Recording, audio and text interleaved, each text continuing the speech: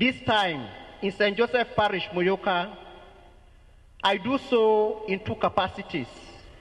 As a parish priest of St. Joseph Parish, Muyuka, and as a dean of Muyuka Deanery. I start here to thank him for what he has done for our parish, our deanery, and our diocese. Firstly, his interest in church projects. The pastoral constitution on the church in the modern world, Gaudium et Spes, number 57, stipulates that the church's ministers should carry out developmental and technological projects that will make the world worthy of human family. Our bishop has fulfilled this task by the interest he has in the Islam projects, our deanery projects, and our parish projects. The co-cathedral is near completion through his effort. He has assisted more than 25 parishes and institutions with financial help in their projects like church buildings, presbyteries, schools, cars, and others. He is transforming the Kali University Institute of Buea into a modern university in terms of infrastructure, content, and personnel. He has also started the construction of the Diocesan Pastoral Center. He has already completed the construction of Mameri Mortuary, which I can proudly say is one of the best in the whole southwest region of Cameroon.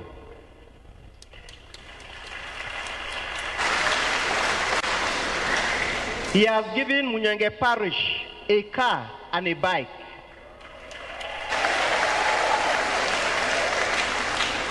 He has given a car to Ikata.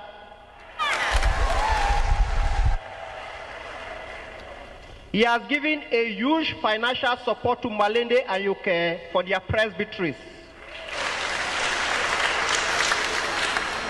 He gives Malende, Yoke, Munyenge, Bafia, and Ikata the sum of 100,000 francs each month to cater for their welfare. He has promised to make the borehole of Bafia community functional, to repair the community generator, to provide a standby solar system, to give them electricity, and to open a nursery, primary, and secondary school.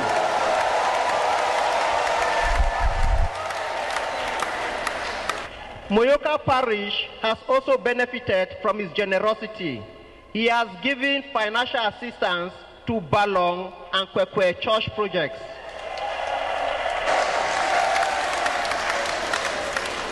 Secondly, he is a very good teacher and preacher.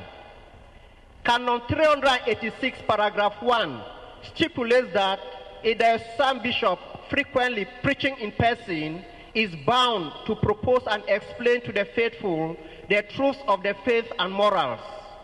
Our bishop respects this canon effectively by the seriousness he puts in preaching. He has a mastery in the theological disciplines.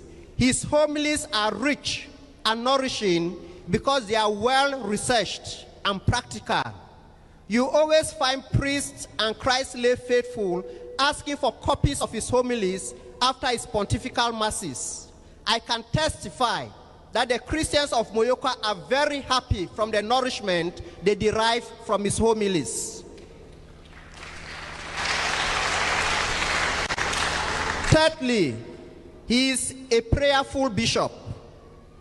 The Vatican Bulletin of October 9, 2018, titled Adoremus, describes the bishop's role in the liturgical life of the church as to pray, to protect, and to promote. Our bishop's prayer life is a point which is simply impossible not to notice. Bishop Bibi believes in a balance between the vertical and horizontal aspects of spiritual life. He believes in the strength possessed by a Kali Christian or any follower of Christ who balances prayers in the passive and active dimension.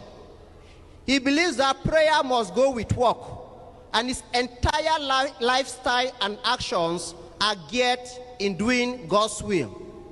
You always see him praying and trekking with Christians during pilgrimages. His punctuality during liturgical celebrations tells us of the respect he gives to prayer. You always notice him sharing rosaries and scapulars to Christians of our deanery to encourage them to pray. Fourthly, he is a humble bishop. On the 4th of September 2023, during the beatification of Pope John Paul I, Pope Francis exhorted bishops, priests, and the lay faithful to emulate the sanctity and humility of Pope John Paul I. The humility of our bishop is one which takes us from above the human, physical, and even the spiritual realm and comprehension. Bishop Bibi is extravagantly humble in the manner that could crack open a rock with the kind of chills it sends down the spine. He uses bikes to visit some parishes in our deanery. He interacts with all sorts of people in our deanery, like bike riders, Matango club members, the youth, just to let them know that they are also important in God's kingdom.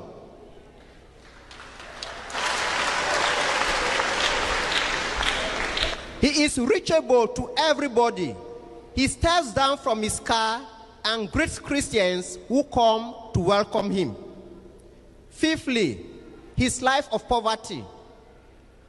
Pope Paul VI encyclical on the development of peoples, Populorum Progressio, number 76, stipulates that bishops, priests, and Christians should live lives of poverty and assist the poor. The type of poverty perpetuated by the lifestyle of Bishop Bibi is one that can